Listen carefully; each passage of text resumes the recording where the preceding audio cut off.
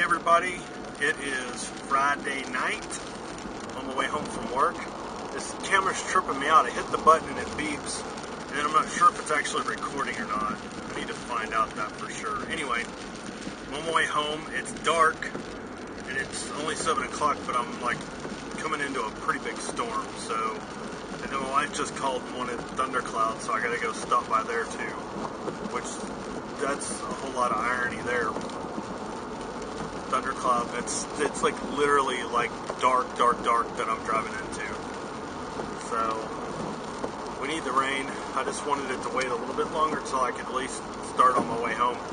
But anyway, I figured it's going to be too dark in the next 10-15 minutes for me to even vlog without a light on, and as it is, I'm probably going to turn this one on real quick so you guys can at least see something. But anyway, so I'm going to go to Thundercloud and then I'm going home. Tomorrow, we are taking a road trip.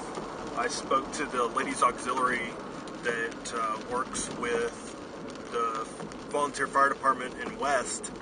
Told them what I wanted to do with the computers, and they said that they had just talked about getting up a collection and going and buying a computer for them to use, because they have one, but it's really old, and they're not even sure what's on it, and it doesn't sound like they're even using it at this point, and that they're having to bring up laptops from home to do it. And so I said, well,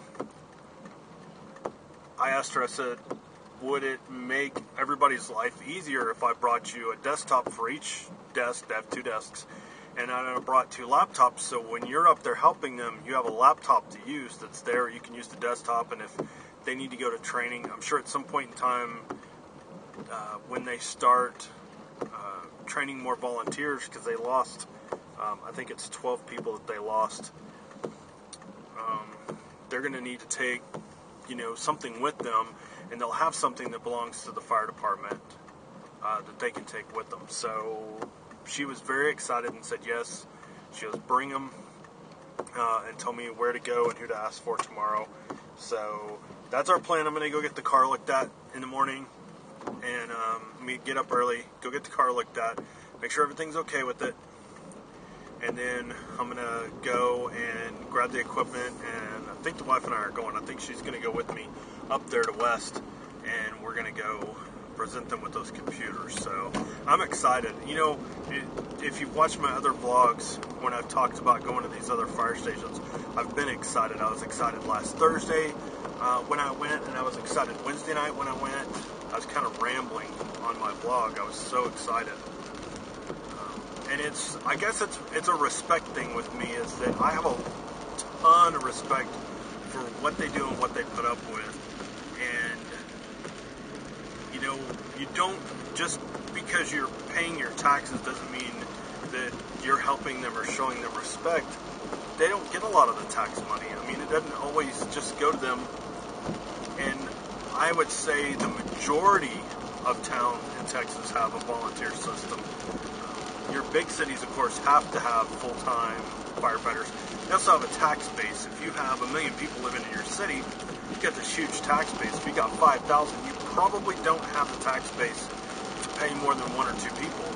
Even where we live, I think the chief isn't a full-time employee. He actually works for a corporation.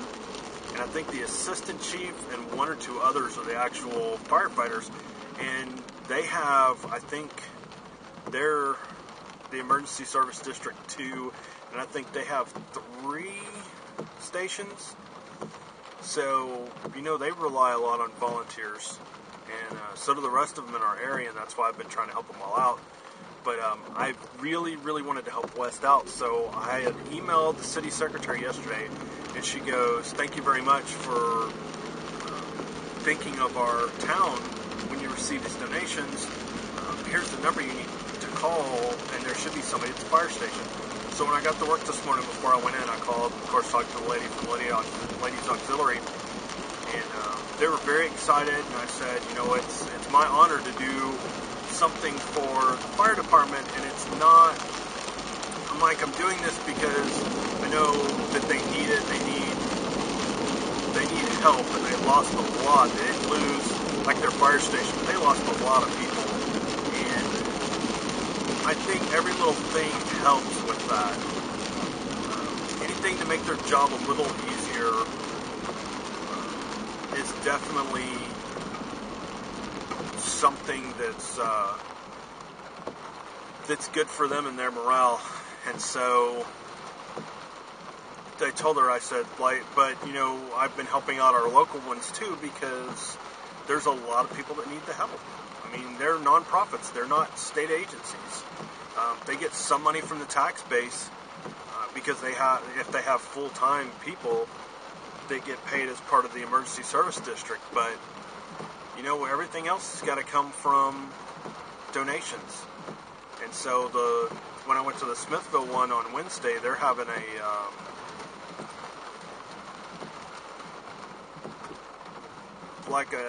it's their fundraiser, and they're doing fried chicken and a bunch of other stuff, and it's next Saturday, and we're going to go. And of course, you can buy tickets to a raffle, and they've got like a gun in the raffle, and I think they've got some barbecue grills and some other stuff that were donated to them. And these guys are having to buy all new respirators. Their respirators are about 15 years old, and the shelf life is like, somebody was telling me it's like 14 to 19 years depending. And, you know, their respirators got a workout with the 2011 fire, and this is their last year for those respirators. So they literally have to replace 25 of them, and it's going to be expensive. It's going to be like, I think somewhere in like neighborhood of $35,000. It's going to be ridiculous. And then they have 2 trucks that are really old that they either have to completely restore, or they're going to have to get new trucks. So they need a lot of money to survive, and if they don't get the money, they don't have the equipment to help people. And that's the bigger problem right there, is that people don't realize that they're like, oh, my tax dollars pay for that. Well, it doesn't. So, you know, when you live in a small community, you need to be able to help out as much as you can. God, it's raining so hard I can't. I'm not really sure. Did I already pass it? Nope. I'm not there yet. That gum rain is loud. I told y'all I got darker and it's rainy. And I can't see squat. And I suck at driving in the dark in the rain. If it's daytime, I don't have a problem driving in the rain. It's just at night. Anyway, so if you live in a small community, talk to your local fire department and see what you can do to help them, because they're going to need it. Like I said, your tax dollars don't go to pay for anything unless they have normally have people in the emergency services district that are employees, and they can get money that way. And there's other groups that give them money, but they're not getting a large tax base to pay for everything. You've got, most of your police departments aren't volunteers, so they're having to pay for the police. And that's just kind of how it goes with them. God, do y'all hear that? It's nuts. It's raining like crazy. So anyway, we're going to Weston tomorrow. Then I think we're going to get a Waco and eat and just screw around for a little bit tomorrow. But I thought about it, and I was like, I really want the people in West to call me back and say, yes, we want we'd love for you to come help us. And I didn't want it because of selfish reasons. I wanted them to call me back and say, or me call them, find somebody to call and say, yes, bring them, because I know they needed the help. But I didn't want, sorry, I'm trying to put my coat on. I didn't want to just show up and them go, oh, well, we don't really know what we can do with that. We're not thinking about that at this time. So this way, I've already talked to somebody. I have a contact. And I can go and say, yeah, talk to this person and tell them what I was going to do. And they were, they told me to go ahead and bring them. And then there's that connection versus me just showing up and saying, oh, I'm from this town and I have a nonprofit and here's some computers. At least this is pre-planned, and it's a little more formal than informal. So, other than that, not much else going on. I got to research camera systems. We got to put one at our house because we have this nutbag that lives in our town that we found out has been feeding cats on our property, and we don't have outdoor cats. And she was told to stay off our property by a non-profit that she works with, or she was helping out at, and she flipped out and was waiting for my wife at home on Wednesday when I was at the fire station. And so we've had her trespassed by the police, and she's still showing up and putting food down. So I have to catch her, and if I catch her on tape, then the cops are going to go and throw her in jail. I mean, you know, I'm all for animal rights. Those that know me and those that probably watch my videos know that my dog Lily is my life. That's my baby. And if somebody hurt her, trust me, it wouldn't go too well for them. But in that same aspect, I'm not going to... I would never cause problems or illegally trespass on somebody's property if there was like a wild dog. Like if our neighbor was mistreating their dogs, I would just call animal control. Or if there was a wild cat that I wanted to keep, like this lady wants this cat, and she's so crazy, she thinks that this cat's this old cat that's always lived in the neighborhood. That cat came into the neighborhood, was born into the neighborhood a couple of years ago, because I've been there since 2005 living in that neighborhood, and that cat just showed up like a year or two ago, and it's not very old.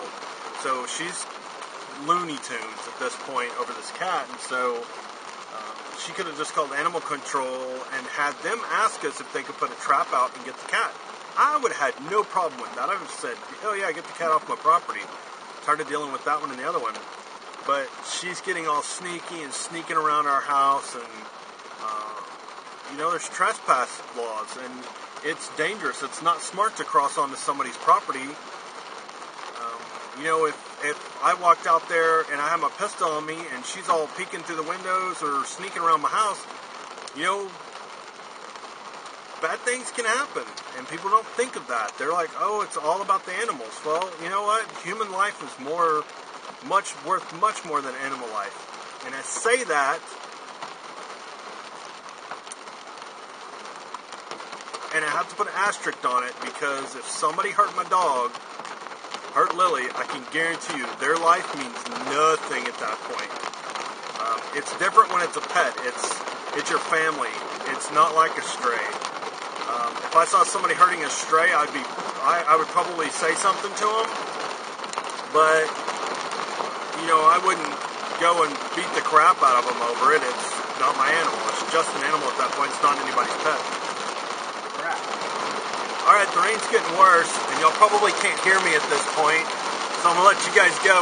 Be safe tonight. Be safe tomorrow. I'll be safe. We'll be recording on our way up to West, and then I'll upload it when I get home. So, you guys have a great Saturday, and I'll see you tomorrow.